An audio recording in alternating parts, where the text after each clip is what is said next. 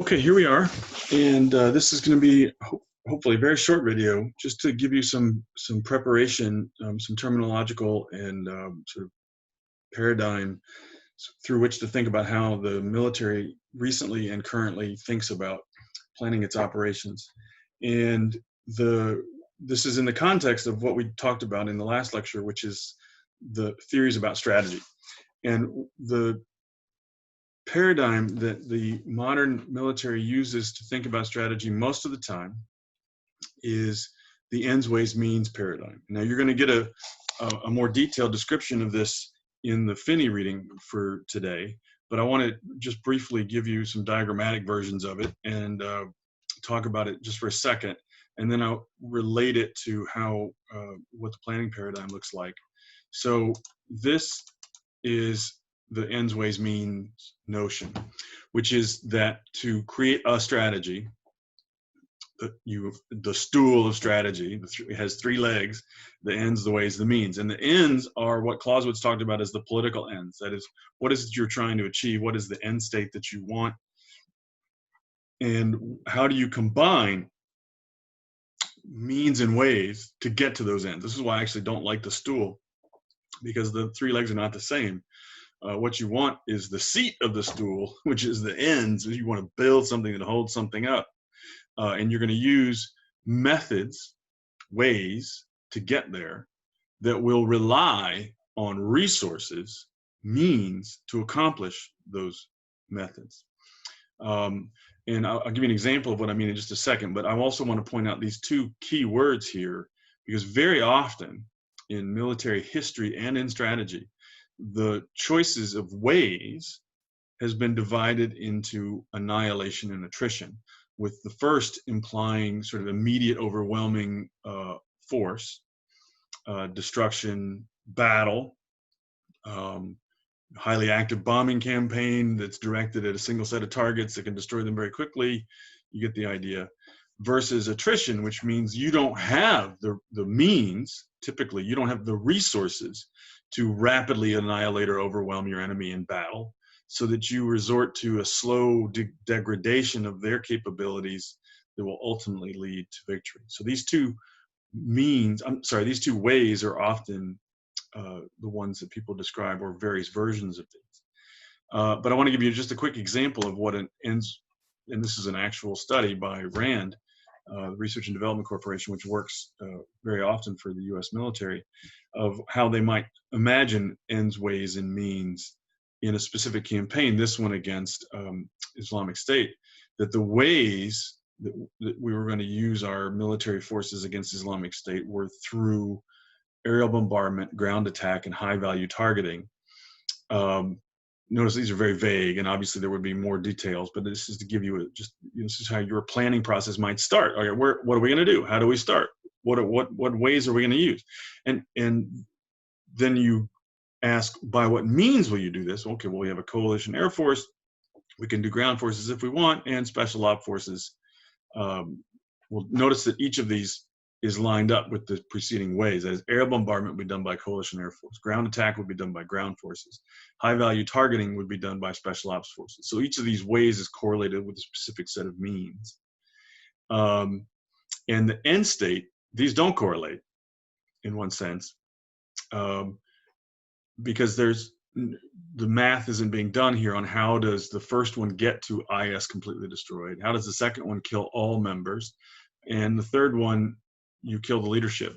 So in essence, this was an effort to think about what end state do we actually want. If we want this end state, we would do it this way. If we want that end state, we might do it that way. So this was a sort of you want to imagine this as a thought exercise, but in our case, not critiquing the thought exercise, it's just an example of the different kinds of ends, ways, means calculations that can be made. And the last thing I want to talk to you about is how then this would be converted once one has an ends, ways, means formula. How does this convert into an actual campaign plan in the modern military? Well, when you read Crane, and this is why I wanted you to see this video before you read at least Crane, if not before you read Finney. one of the things he talks about is the whole problem of phase 4. And some of you who have been paying attention to history in the news may recall that in the invasion of Iraq in 2003, what quickly became clear was that there had been very little effective preparation for phase 4. And a lot of people were asking, well, why is that? Why didn't that happen? And the short answer is that it did happen within the institutional armed services, but that much of the leadership, for various reasons, chose to ignore it. But what do I mean by phase 4? This is what I want to make sure that you understand before you begin to read Crane, who is going to narrate to you some of the reasons why phase 4 preparation didn't take place. So this is a planning diagram from 2002. So this was the paradigm that was in use during the planning phases for the invasion of Iraq, which occurred in the spring of 2003. And the idea was that all campaigns, this is not an Iraq planning diagram, this is generalized planning diagram, that all campaigns would flow through 4 phases, at that time 4. That you would, as a crisis emerged, you see the crisis defined here on the chart, that you would seek in the campaign to deter it from getting worse. The engage, in this case, means if a deterrence has failed, that we would begin a process of engagement, that is to say military engagement, that you would then seize the initiative and then enter into the decisive large-scale version of the campaign. And then when that was over, the decisive large-scale military operation was over, there would be a transition period. And you can see that that would include establishing civilian control, rule of law, and then ultimately redeployment of American military forces home. This was the planning diagram for the 2002-2003 period. And phase 4, you can see these are called phases. They're not numbered in this diagram, but these are the phases of a joint campaign. Phase 4 was that transition. And so what happened in 2003 was that you had a whole lot of thought power that went into how do we seize the initiative and conduct decisive operations, but less attention was paid to phase 4. And that's the story that Crane is going to tell you from his perspective as a professor at the Army War College. Crane was also, by the way, I don't give you his bio in that chapter that you read, but Crane was an Army officer. In fact, he went to West Point and was a classmate of David Petraeus. And in fact, Petraeus will tap him after the chapter that you've read. Petraeus taps Crane to be the primary author of what will be the Counterinsurgency Manual, FM 3-24, which becomes famous from 2006. So Crane is actually a pretty important figure in the sort of intellectual thought processes in the Army in the last 10 years. And this particular chapter is the story of what happens when he's trying to get them to think about phase 4 operations. Now, what I want to show you next is what the current phase planning diagram looks like in the institutional military, in which there are now 5 phases, actually 6, because one of them is 0. And this is the idea that remember we talked about in the current military structure, we have combatant commands that are always present around the world doing things. And in peacetime, they are always in phase 0, which is shaping the environment. They're conducting activities of various kinds that includes diplomatic and interactions with ambassadors.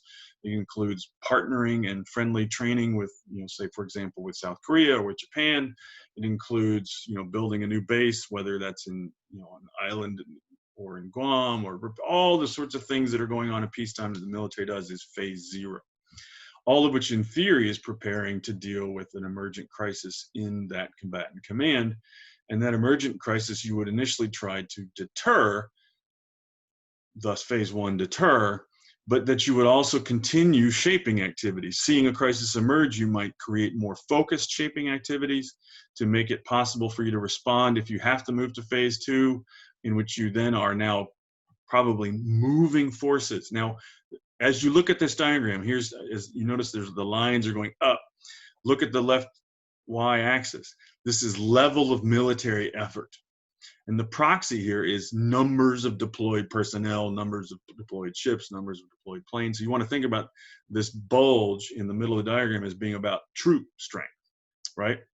So that In the second phase, you are doing things, if you want to imagine the 2003 invasion or the 1991 Gulf campaign, as moving ships and troops and planes into theater, increasing the number of forces under the control of the combatant commander, creating airfields in theater, and potentially already opening kinetic activities, that is preliminary bombing and things like that. But a lot of this seizing the initiative activity is really just redeployment, moving troops around the globe.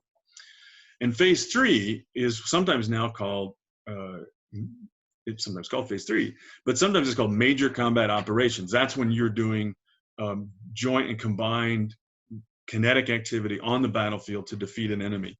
And this is what the military knows. This is what the military is good at. This is what they're the most comfortable with.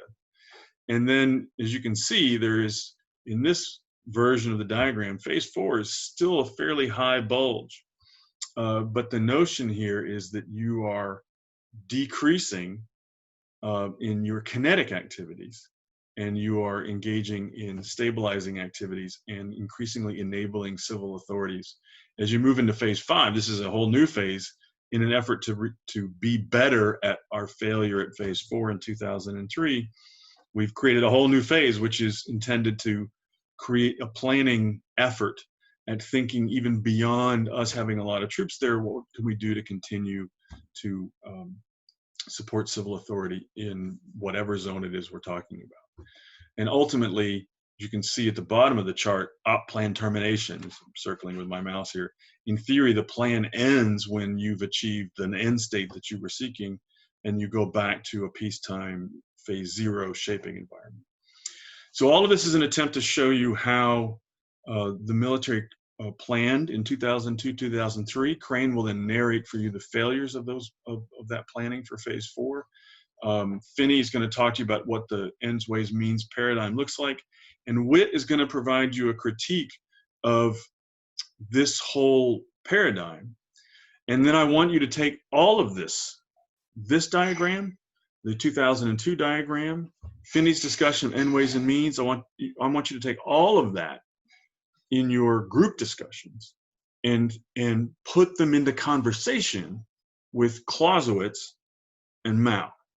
How does Clausewitz's theory, is it represented in this diagram? Is it represented in the 2003 diagram? How is it represented? Is it represented effectively? How would this diagram interact with Mao's theory of protracted war? And that's the discussion and conclusions I want you to have. Obviously, it's better if you talk about both Clausewitz and Mao, but if you go off on a whole long rant about one or the other, and you decide that you can focus all your time on that, that's okay. But that's the discussion I want you to have.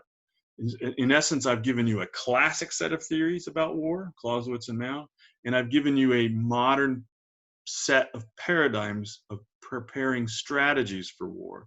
And I want you to think about how those theories interact with modern paradigms. And I hope that that's an interesting exercise for you. And then we'll come back and talk about what you've created next week. All right, bye-bye.